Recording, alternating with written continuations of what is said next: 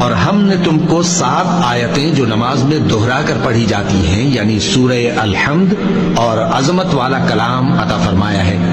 ہم نے کفار کی کئی جماعتوں کو جن کو فوائد دنیاوی سے نوازا ہے، تم ان کی طرف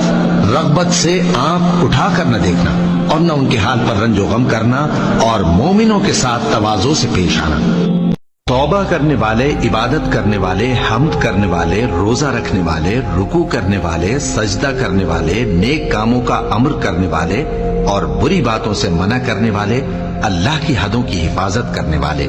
یہی مومن لوگ ہیں۔